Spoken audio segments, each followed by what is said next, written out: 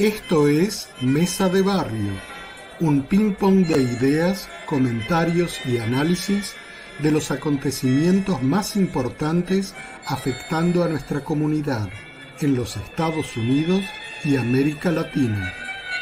Mesa de Barrio es una producción de ABC Latino Media Network, conectando e informando a la comunidad latina, porque los latinos ya no somos minoría. Síguenos en las redes sociales como ABC Latino. Escríbenos a info@abclatino.net y visita nuestra página de internet www.abclatino.net.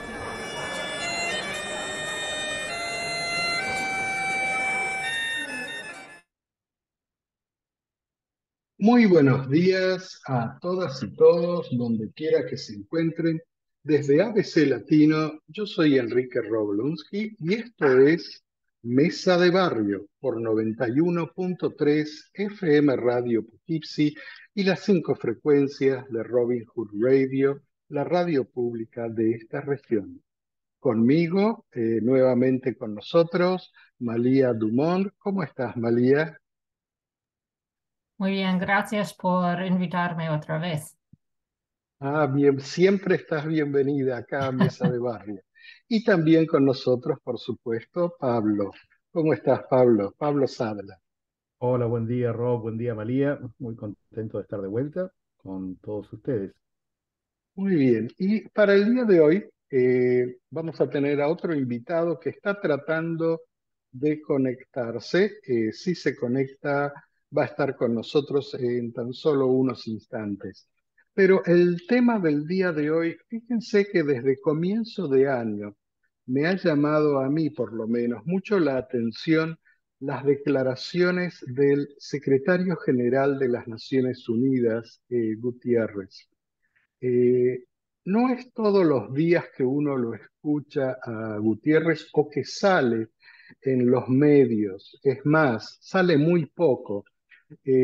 No se caracterizó, a mi modo de ver hasta ahora, por ejercer el mandato de secretario general de las Naciones Unidas en los últimos años de una manera muy efectiva.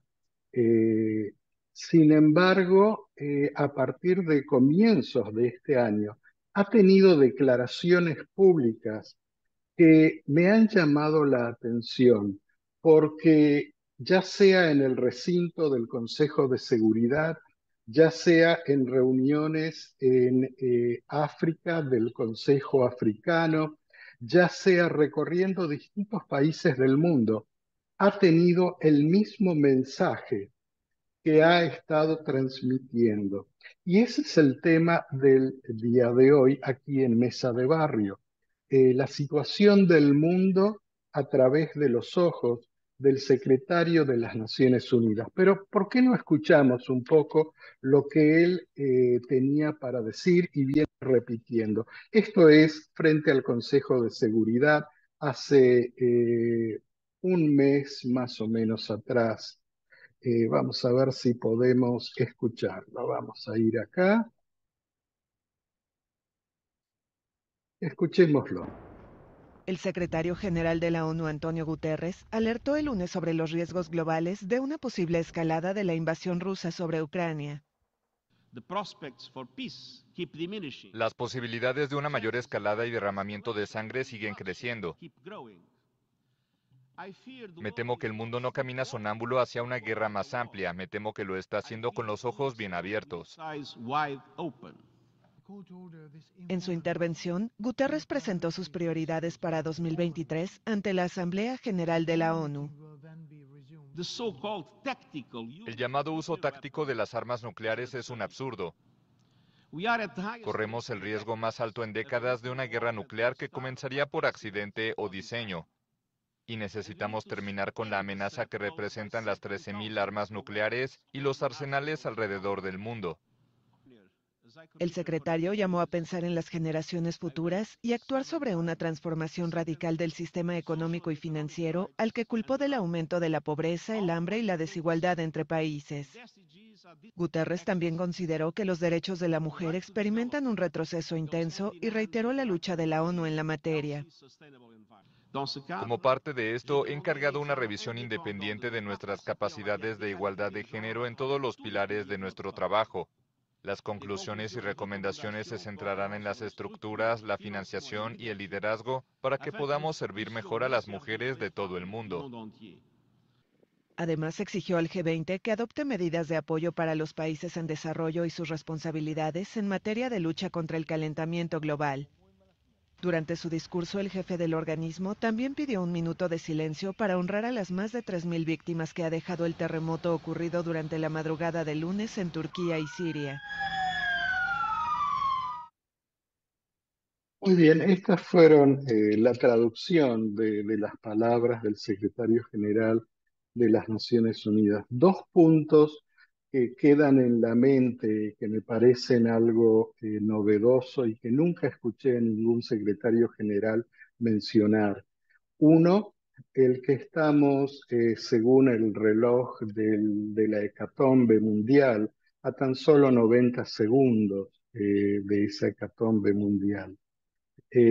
Lo otro, que el sistema económico financiero del mundo ha fracasado y que hace falta un nuevo enfoque económico que realmente beneficie a las grandes mayorías. Cuando él habla de esa disparidad entre ricos y pobres y el aumento de la pobreza, lo pone en cara con un sistema económico mundial que dice ha fracasado. Estas son las dos cosas así más salientes de lo que él dijo. ¿Qué les parece a ustedes?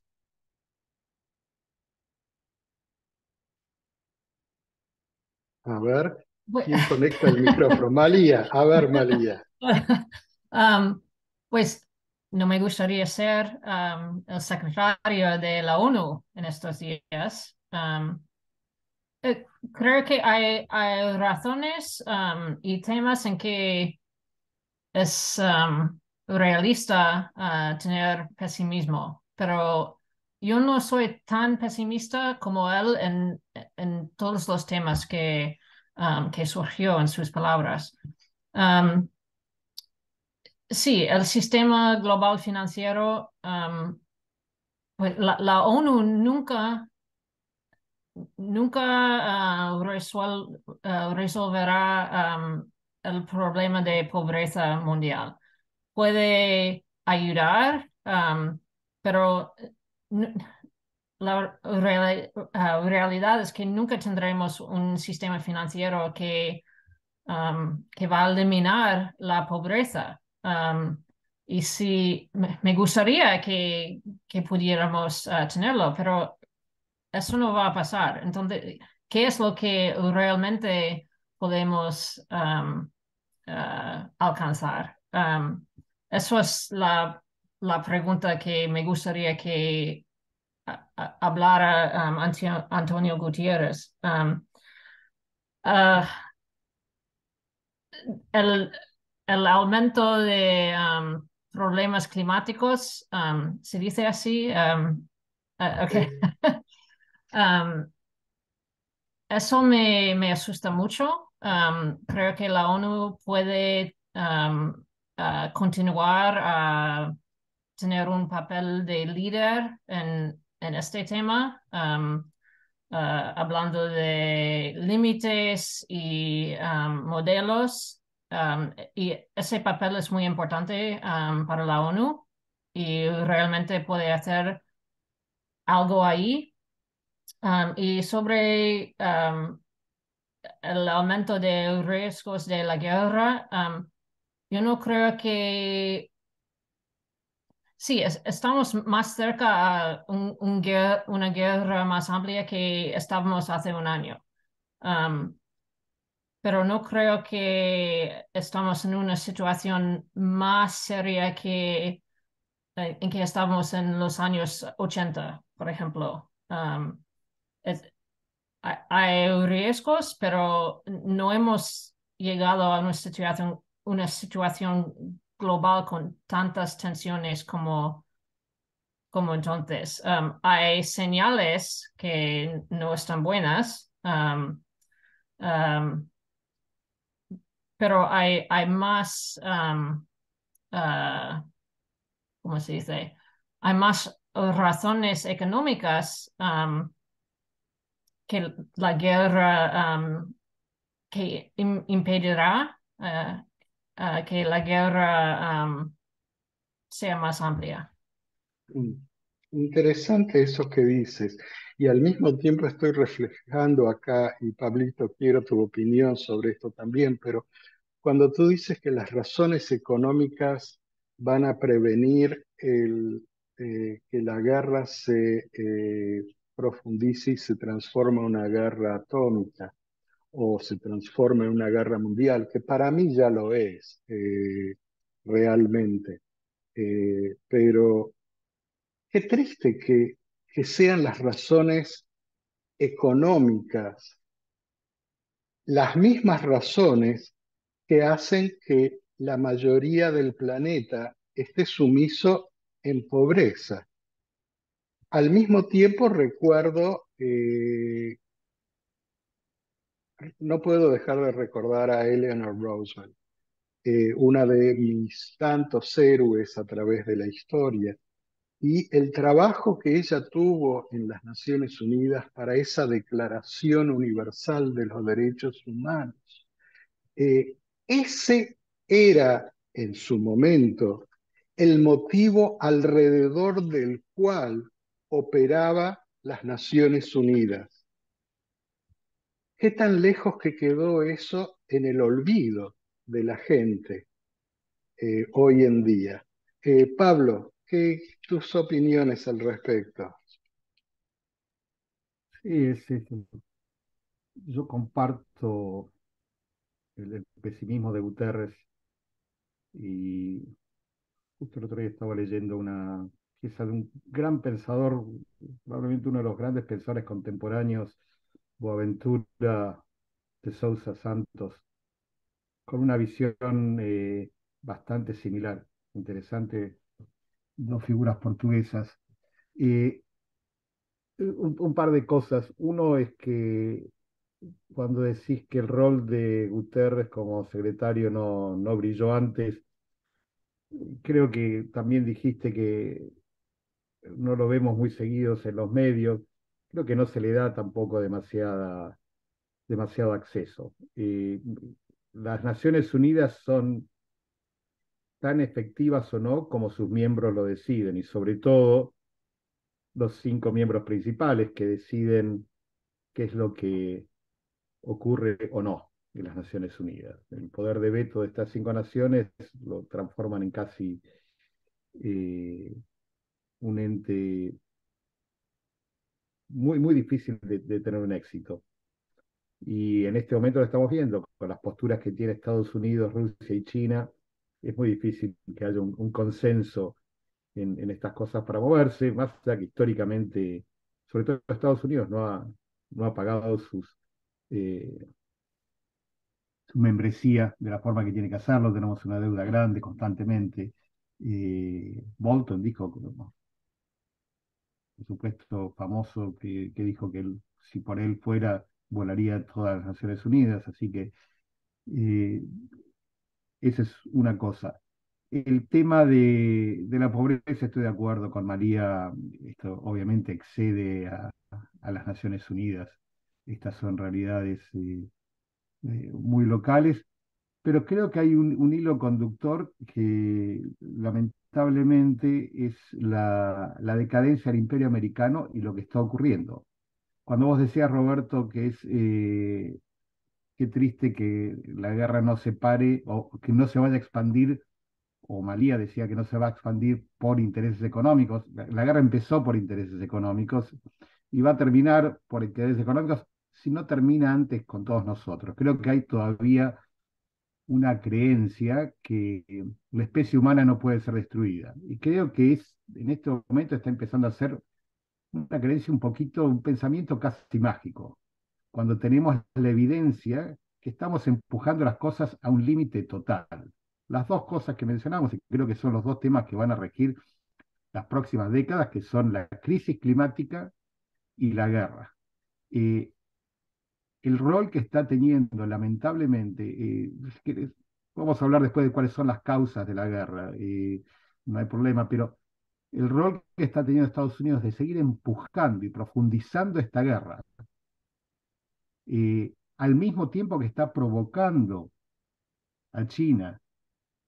Y cuando digo provocando es, por ejemplo, cuando teníamos a Pelosi que va a visitar a Taiwán, diciendo que lo vamos a apoyar a Taiwán. Nosotros decimos que tenemos el derecho de defender a Taiwán a, no sé, 6.000, 7.000, 8.000 millas, cuando en realidad es una parte, digamos, hay que ver el mapa nada más, que nosotros podamos decidir que podemos defender o tenemos que defender a Taiwán y provocar eso, o cuando los aviones o barcos chinos están navegando el mar amarillo, decimos que nos están provocando a nosotros que estamos 8.000 millas de distancia. Bueno, evidentemente estamos buscando, hay que leer nada más que el New York Times, no una publicación radical, para ver cómo ya se empieza a hablar de la futura guerra con China. Digamos, la diplomacia ya es algo en lo que no pensamos. Hoy estaban sorprendidos que hubo una reunión paralela entre los ministros de Relaciones Exteriores de Estados Unidos y Rusia, on the sidelines, en el grupo de los G20. No es que organizaron una, no, medio que una charla de pasillo. Estamos en una guerra donde hay un potencial para un accidente o no accidente nuclear que puede extinguir al planeta, y ni siquiera se establece una reunión. Se juntan en el pasillo en forma informal para que no quede a ver que nadie pueda pensar que alguien tiene algún interés pacifista. Así que sí, lamentablemente estoy de acuerdo con Guterres que estamos avanzando y como él dice, no en forma ciega, sino con los ojos bien abiertos. Y como dijo Boaventura de Sousa, los fascistas dicen que defienden la democracia y los guerreros dicen que están actuando en nombre de la paz. Así Parecido a lo es. que pasó en los 30, ¿no? Claro, y se nos ha unido aquí en esta mesa de barrio Antonio Flores Lobos, te damos la bienvenida. Llegaste en el momento así caliente, donde están todas las papas calientes en la mesa y cada uno de nosotros trata de jugar con ellas. Una referencia a esa parte económica, porque me gustó esa referencia que tanto Malía como tú, Pablo, han hecho. Fíjense que hace tan solo pocos días, ¿verdad? La secretaria del Tesoro de Estados Unidos, Yellen, am, anunciaba que el trabajo más difícil de ella era eh, cómo no ocasionar el default, se me escapa la palabra en español para default, la quiebra sería, me parece, de la deuda externa de Estados Unidos, que ese era el trabajo más importante de ella. 2 días más adelante, ella viaja a Ucrania, se reúne con el presidente de Ucrania, Zelensky, y le dice que ratifica lo que el presidente Joe Biden le había dicho tan solo otros días atrás. Era el apoyo incondicional económico a Ucrania para mantener la guerra y para eh, cuando termine la guerra, eventualmente, para rehacer un país que está en escombros, un país que hoy en día se calcula que va a costar 320 billones de dólares como mínimo para poder rehacer la infraestructura del país. Entonces yo me pregunto, escuchando estas cosas, ¿cómo es? Estamos luchando para ver cómo pagar la deuda externa que tenemos, es nuestra más seria preocupación, pero al mismo tiempo estamos actuando como una alcancía sin fondo para todo lo que es la parte bélica y reconstrucción. hay algo que no me encaja. Mientras, imagínense cuántos lugares en Estados Unidos, todo lo que se podría hacer con 320 billones de dólares y los trillones de dólares en armamentos que ya han sido gastados. Lo dejo ahí picando. Antonio, a ver, te ponemos en escena acá. Sí, no, bueno, creo que no es una prioridad del gobierno de los Estados Unidos realmente mantener las cuentas claras, es decir, o sea, somos el país más rico del mundo y somos el país más endeudado. Y a veces pienso que el gobierno está como secuestrado, kidnap por las corporaciones que hacen la guerra. O sea, ahorita los ganadores de todo esto, todo el conflicto, van a ser los que están vendiendo los productos militares.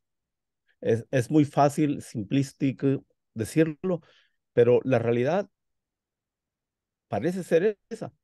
O sea, lo que nos gastamos en la cuestión militar en este país, casi, si mal no recuerdo, como el 50% del presupuesto o un poco menos.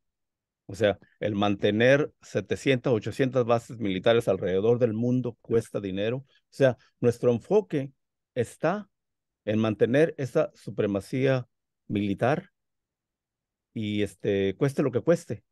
Entonces, algunas veces, si seguimos la línea del dinero, podemos ver de que, pues, es una situación que uno se pone a preguntar el por qué destinamos tanto dinero a esta parte de nuestra vida.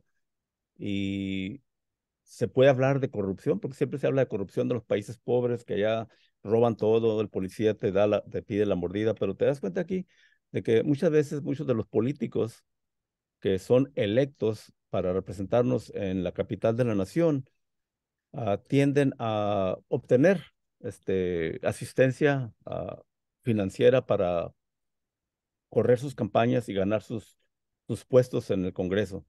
Entonces, eventualmente viene el momento en que estas personas que fueron llevados al Congreso en parte por la financiación de estas corporaciones, pues tienen que pagar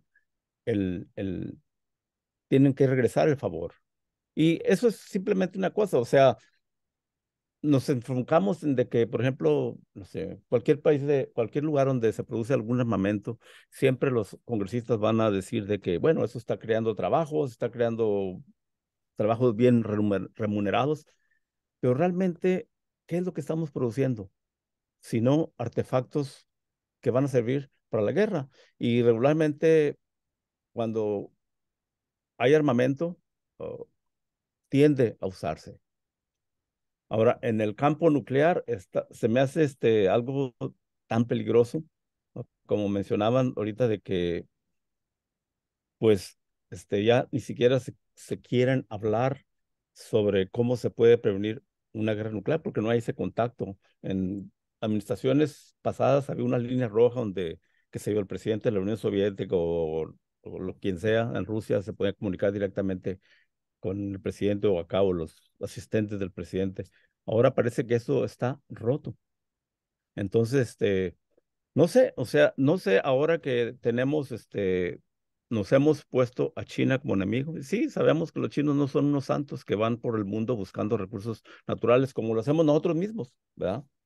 Pero ahora nuestro enemigo principal aparenta ser China. Pero hay una cosa muy importante de que Estados Unidos tradicionalmente se ha ido a la guerra con países a los cuales les puede ganar fácilmente, pequeños, o con alianzas como han sido siempre Europa. El, el iniciar una guerra con China, puede ser muy diferente a las guerras que estamos acostumbrados a ver en nuestras pantallas. Y no sé, o sea, esperemos que la cordura perdure y que esto no llegue a realizarse, porque de realizarse, o sea, creo que pues va a cambiar nuestro estilo de vida y con la esperanza de que no se lleguen a tocar esos botones que pueden realmente desacabar con mucha vida en este planeta. Mm. Nunca pensé que iba a decir esto, pero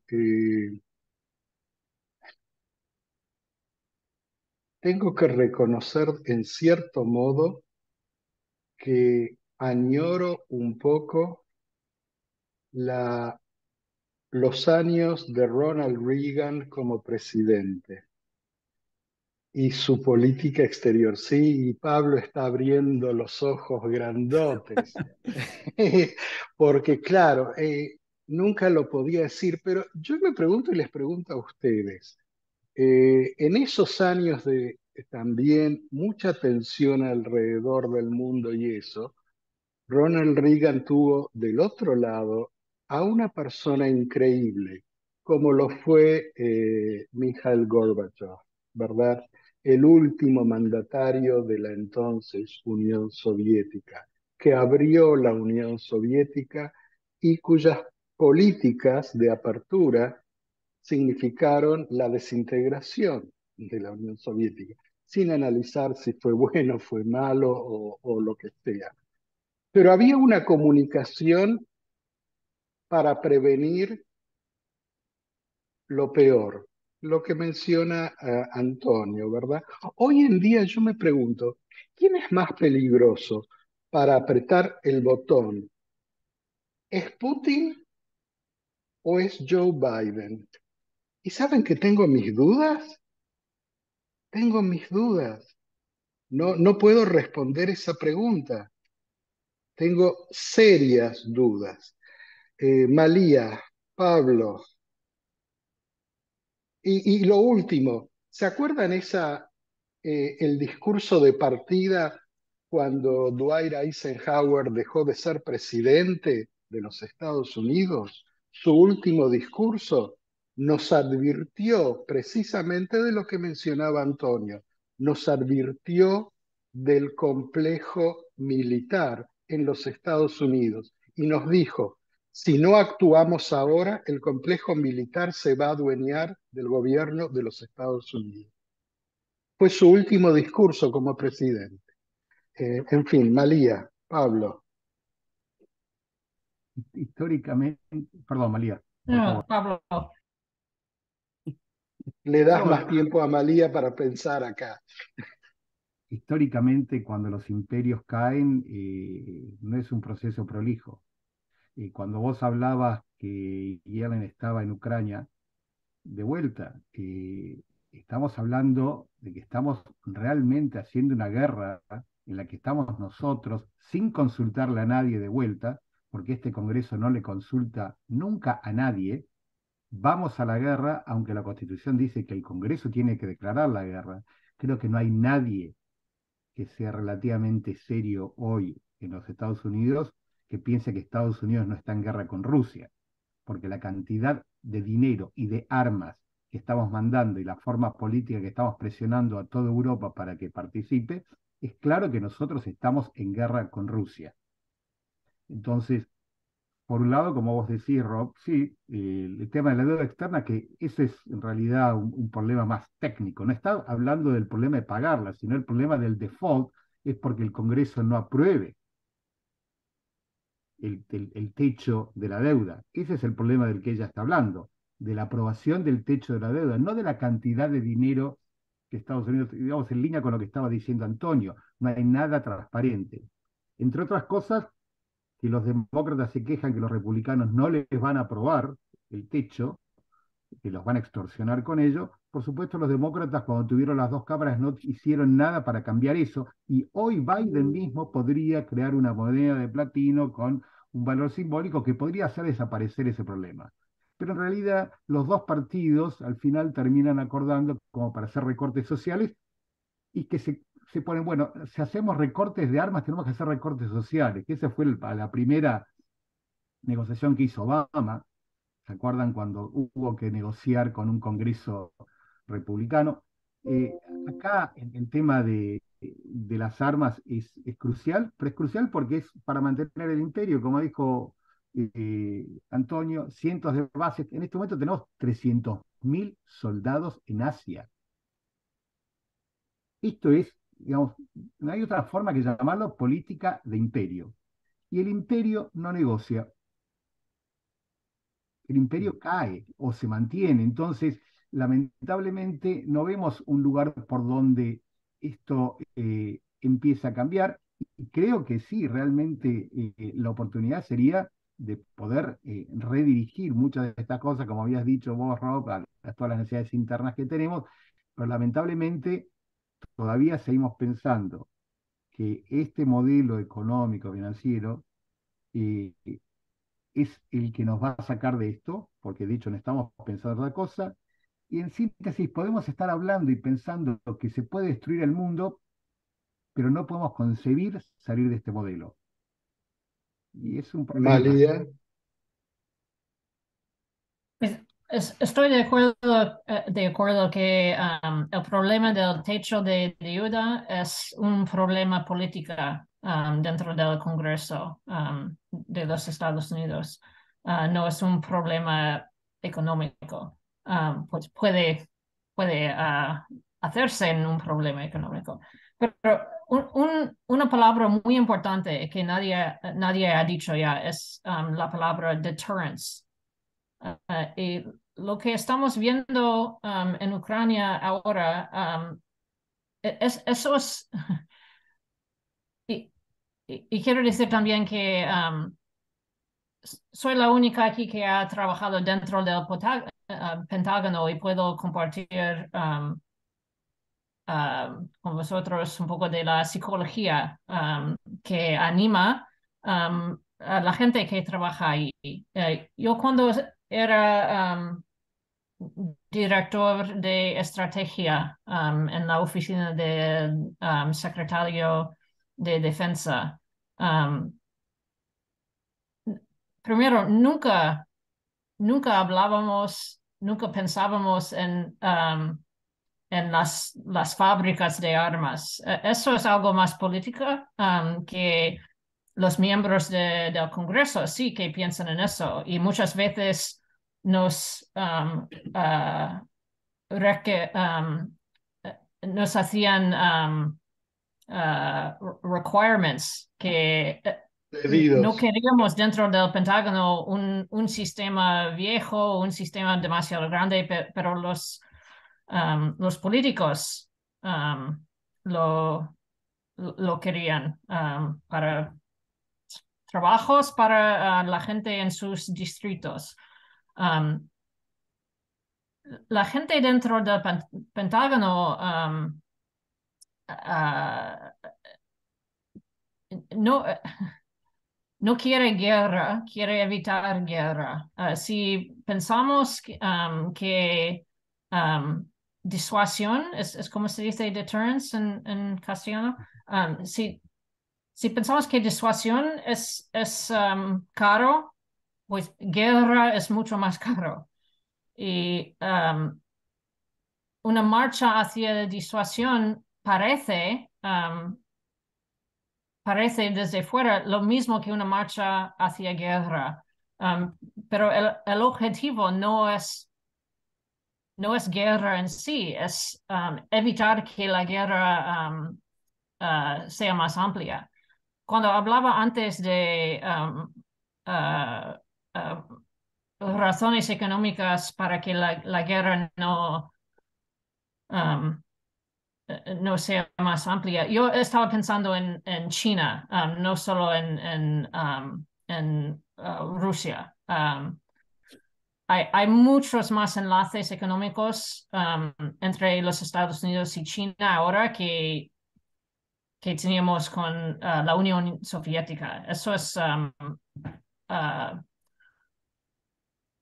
una parte de la situación ahora que no existía antes en los años 80. Entonces era mucho más fácil para el presidente Reagan,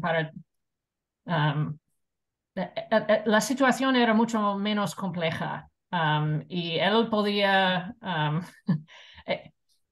era un muy gran speechmaker, pero es más fácil hacer grandes discursos cuando la situación no es tan compleja como ahora.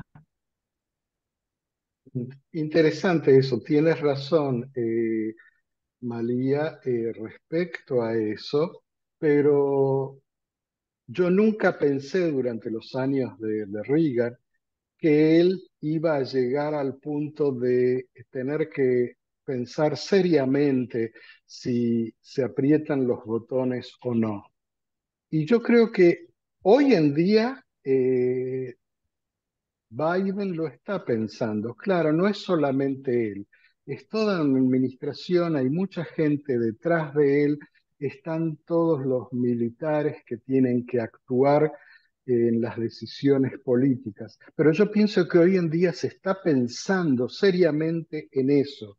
Se está ¿Y pensando, por qué señales ves que está realmente pensando en usar um, armas nucleares?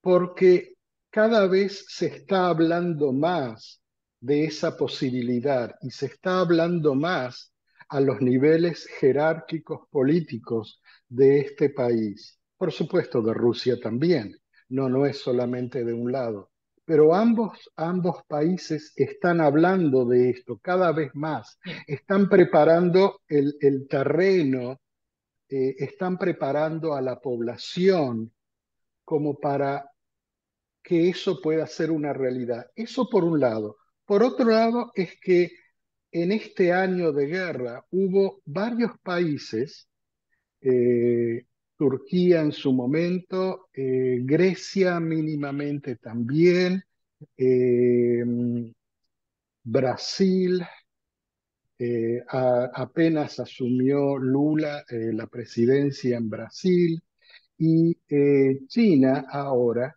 que de alguna manera han postulado posibles salidas al conflicto, posibles salidas basadas en un reconocimiento de las dos partes, es decir, en eso que nosotros siempre hablamos cuando hablamos de negocios en los Estados Unidos, win-win, ¿ok?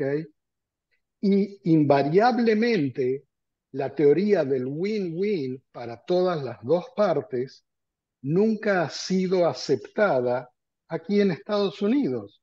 Se ha rechazado todo hasta hoy en día. Cada intento que hubo de promover algún tipo de conversación fue rechazada de plano. China, hace poco, está bien, tenemos nuestro conflicto con China, lo reconozco, pero ¿alguien leyó la propuesta china? Yo tuve que buscar muchísimo para, para poder, para poder encontrar información así redactada de la propuesta china, no los altavoces que siempre salen en los medios, ¿verdad? Y por ahí empecé a encontrar porciones. La propuesta china habla de contemplar, sentarse a la mesa y contemplar las necesidades y las realidades de un lado y del otro. Sin embargo, fue rechazado tajantemente por nosotros, los Estados Unidos. Es más, el presidente Zelensky dijo, hay algunas cosas interesantes en la propuesta china. No prosperó más de allí porque aquí le cerramos la puerta. Esas son las razones que yo veo por qué este momento es más peligroso. Y creo que poco a poco nos estamos convirtiendo como esa película que pasó, hizo un furor así, un destello y luego se apagó y nadie más habla de ella, pero No mires para arriba. ¿Se acuerdan de la película? No mires para arriba, Don't Look Up. La de la hecatombe en el Oh, planeta. no la vi. Mm. Bueno, tienes que verla, porque yo creo que estamos viviendo así. Nos están diciendo que hacia dónde estamos caminando, en todo sentido, con el cambio climático, con las guerras, con la desigualdad en el planeta. Estamos caminando al abismo con los ojos abiertos, pero no lo vemos. ¿Sabes de Antonio, que Pablo, sí, bueno, algunas veces yo me pongo a pensar sobre la condición del ser humano, ¿verdad? O sea, lo que estamos viendo en Ucrania, lo hemos visto anteriormente. Es decir, europeos se han ido ya a 2 guerras mundiales por territorio, las fronteras han cambiado en varias ocasiones y posiblemente en esta ocasión va a ocurrir lo mismo. Ahora, yo no me siento tan como que estamos ya al borde de la guerra nuclear, porque oyendo a Rusia decir de que, bueno, nosotros no vamos a disparar primero, si ellos disparan, disparamos nosotros. O sea, se echan la bolita del uno al otro y ambos lados entienden las consecuencias y por lo tanto no siento como que estamos ahí, a pesar de que se ha estado hablando de que, pues, posiblemente ahora sí. Ahora, lo que mencionaba Malía con respecto a la situación de que tienes que armarte para poder disuadir al otro. Esto termina en carreras armamentistas en las que países se gastan sus recursos. Y vuelvo, repito, como decía anteriormente, una vez que se tiene tanto armamento, es, es- es probable que se va a usar, si no todo, parte de O sea, ahorita no estoy incluyendo todavía las armas nucleares, pero todo este arsenal, se tiene que usar porque también se está produciendo más para poder vender. O sea, es un negocio. De cierta manera, se juegan con los principios de nacionalismos y cosas por el estilo, pero al final de cuentas es un negocio redondo para ciertas corporaciones. No sé si hago mucho énfasis en eso, pero siempre han dicho por ahí que sigue el camino del dinero y vas a dar cuenta de qué hay detrás de esto. Y el otro Y, tema creo que también es sí, Pablo. interesante que mencionabas antes, Antonio, de las guerras, entre comillas, fáciles con países más chicos, que en realidad nunca resultaron, salvo con Granada o alguno de esos lugares. eh, Esta, la de Afganistán, íbamos a entrar y salir, fueron más de 20 años. Vietnam fue otro desastre total. Digamos, eh, estas guerras obviamente nunca fueron sencillas, fueron guerras económicas y esta también, por supuesto, es una guerra económica. Estoy de acuerdo con que una guerra con China sería obviamente infinitamente más complicada, pero creo que el otro factor también es que lo que sí sería con China distinto, eh, e incluso no sé qué pasa con esta guerra con Rusia. Creo que acá, aparte de las guerras, nosotros las tomamos siguiendo el razonamiento del complejo industrial militar. Las tomamos en forma muy sencilla porque obviamente los dos partidos se dieron cuenta con Vietnam que lo mejor que podemos hacer es mantener a la gente al margen de la guerra. Así podemos hacer nuestros negocios. Entonces decidieron de no reclutar más en forma obligatoria. Entonces la guerra ahora tiene un componente de clase muy significativo en el que la gente más pobre es la que está involucrada en la línea de frente. Y lo que ocurre es que para muchos de nosotros, estas guerras que han ocurrido, hubo una guerra de 20 años, y lo digo, eh, yo no conocía a nadie en primera persona que haya pasado por Irak o por Afganistán. Fue una guerra de más de 20 años. No, no, no, no, no conocí hasta este momento. Lo que digo es que ha habido un abordaje exitoso del sistema de decir que nosotros podemos estar en guerra y ustedes no se preocupen porque no cambia absolutamente nada. Nosotros nos ocupamos de eso. Entonces, yo creo que una de las medidas más efectivas que haría sería realmente volver a tener un draft. Haz- y es totalmente una medida que la gente no apoya, porque obviamente, ¿quién quiere tener a sus hijos? Que vayan otros, que vayan los hijos del vecino o de los familiares, pero que no vayan mis hijos.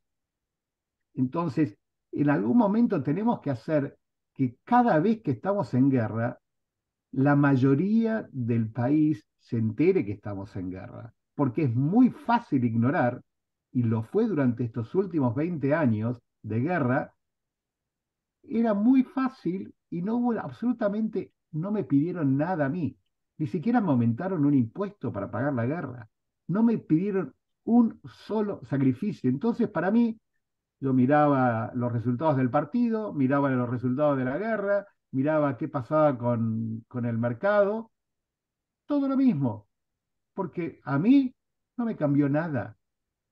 En el día a día de mi vida no me cambió nada.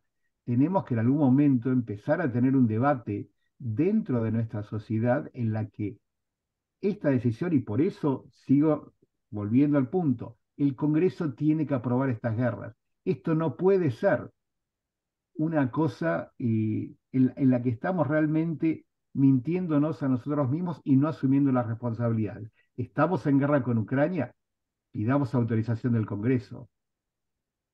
¿Está realmente el pueblo atrás de esto? ¿La gente entiende cuál es la implicancia de esto? La cuestión esta de la parte económica, todo lo que ha pasado con el gas y con el petróleo. Qué casualidad que ahora Estados Unidos está importando más gas como nunca lo había hecho Europa. Destruimos el Nord Stream 2, que ahí Seymour Hersh sacó una nota realmente excelente de cómo fue la destrucción del Nord Stream 2, que obviamente a la única potencia que le interesa es Estados Unidos, y Biden dijo de alguna forma no vamos a permitirlo. Hay un acuerdo estratégico firmado, y lo pueden ver online y lo puedo compartir, en el año 2021 en la Casa Blanca, del Zelensky con Biden, en la que se dice que obviamente los dos países se oponen a la creación de un gasoducto que vaya de Rusia a Alemania. ¿Y qué derecho tiene Estados Unidos y Ucrania a oponerse a un gasoducto entre otros dos países? ¿Quién puede dudar que el único beneficiado de la destrucción de ese gasoducto fue Estados Unidos? Entonces, en algún momento tenemos que empezar a hacer estas cosas más públicas y obviamente apenas Seymour Hersh, pese a que todo lo que ha descubierto este hombre ha sido ratificado después, desde Abu Ghraib en adelante, o antes todavía, pero se le puso total de la tapa, antipatriota, anti-Estados Unidos, traidor, de todo. En algún momento tenemos que empezar a discutir estas cosas y poner realmente a todo el pueblo expuesto a lo que es el sufrimiento de la guerra. Así decidimos en serio si una guerra es algo que queremos o no. Es ahí precisamente, Pablo, donde está el problema, porque como nosotros, como tú bien dices, en nada nos afectó en lo personal esa guerra allá en Afganistán, en nada nos afectó lo de Irak, ¿verdad? Posiblemente los precios del petróleo variaron en un tiempo, pero realmente aquí nosotros pudimos echarnos la cervecita, ver el partido de fútbol y, o sea, la vida no cambió. Los europeos que han vivido la guerra, tienen una muy diferente perspectiva sobre lo que es entrar o no entrar a un conflicto, ¿verdad? Pero como que odio decir de que hasta que nos pase algo por acá, así, en que tengamos que hacer líneas para ir a comprar el pan o algo así, no vamos a entender, y por lo tanto nos vamos a ir a las guerras como en Irak, que por una mentira murió casi 250,000 de personas, que se destruyó el país por una mentira, ¿entiendes? Entonces, allá los iraquíes pues están lejos, no lo sentimos, pero aquí nosotros seguimos la vida tranquila. Y creo, obviamente, que no, esto no es sostenible a lo largo. Eventualmente, espero que no, pero nos vamos a dar cuenta de que no podemos seguir de la manera que estamos haciendo la guerra por el mundo. Pero Estos temas me interesan mucho como veterana de la guerra en Afganistán. Um, yo creo que ahora en los Estados Unidos hay una diferencia entre um, la idea de apoyar, por ejemplo, lo que estamos haciendo con Ucrania y ir a guerra. Hay tanta ignorancia ahora acerca en este país acerca de lo que significa disuasión, ir a guerra, los sacrificios que hacen soldados, que es muy fácil para mucha gente decir, apoyamos Ucrania, vamos a poner una bandera azul y amarilla aquí fuera de la casa y lucha, porque no tienen que hacer nada más que eso. Y soy yo quien, quien va a ir si hay necesidad de ir. Y es algo que me tengo tengo deudas también, que si este tipo de sistema puede durar a lo largo, porque um, ahora hay menos veteranos en Congreso que de ninguna otra etapa de nuestra historia, y cuando hay menos gente que realmente entiende lo que es guerra, lo que significa los recursos que requiere, hay más posibilidades de misunderstanding, de no poder manejar bien una crisis. Y también um, manejar de mala manera gente como yo, um, que yo he dicho voluntariamente, quiero ser útil a mi país, pero eso necesita que mi país me use um, de manera apropiado. buena, razonable. Y Inteligente. es el poder en el mundo de los Estados Unidos está ligado a, al poder de nuestra sociedad. Y cuando hay una parte pequeña de la sociedad que hace sacrificios muy diferentes que están, no sé cómo, pero son de una forma invisibles, aunque todavía no entiendo por qué y cómo es invisible los 20 años de guerra en Afganistán, por ejemplo. Es Eso invisible es un problema. justamente No, para, no, es no lo invisible queremos justamente ver para algunas veces. perpetrar las cosas, ¿no? Para poder seguir, digamos, es invisible el tema de los veteranos. ¿Algunos de ustedes saben cuántos veteranos se suicidan? 22. 22 por día. Exacto. 22 veteranos por día, que esto tendría que ser todos los días la primera noticia en la primera página de todos los diarios. Así es como nos ocupamos de la gente que aparte que mandamos. No solo que va un grupo muy limitado, sino que después los abandonamos totalmente. Es eso. No es el hecho de ir a guerra o entrenar con los ucranianos.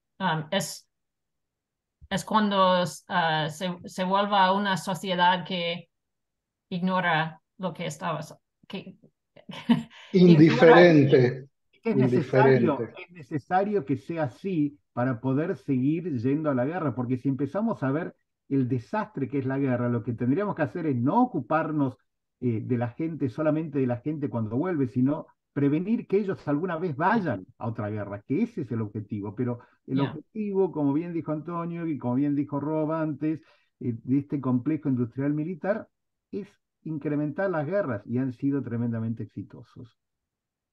Antonio, Sí, bueno, de pronto me quedo mudo al escuchar que 22 personas mueren al día, o sea, los ignoramos, como bien tú dices, Pablo, pero están ahí, miramos de cierta manera algunas veces muchas de esas tent cities en muchas ciudades del país, pero no asociamos eso con la gloriosidad de que es el servicio militar, sino que son personas que, o sea, nada tuvieron que ver. Obviamente no todos son personas que fueron veteranos, ¿no? Personas que viven en las calles, pero este, cuando hay personas veteranas que están ahí abandonadas en esos lugares, simple y sencillamente los ignoramos. Lamentable. algo que comentábamos y estamos todos de acuerdo, el hecho de que no experimentamos los horrores de la guerra en carne propia aquí en este país, dentro del país, hace que miremos a otro lado y nos hagamos los indiferentes, ¿verdad? Pero ¿qué ocurre en Europa? Porque como Antonio decía, Europa sabe de guerras, Europa tuvo guerras, y sin embargo, al comienzo de este conflicto en Europa, eh, Europa respondió de una manera muy rápidamente que para mí fue sorprendente. ¿Por qué? Porque antes de la guerra, Europa tenía sus tratados, su comercio, sus alianzas con Rusia y funcionaba. Alemania, sobre todo, con ese gasoducto que tú mencionaste, Pablo, tenía tratados comerciales muy importantes que beneficiaban realmente a ambas naciones, muchísimo, ¿verdad? Y lo mismo con otros países europeos, de distinto modo.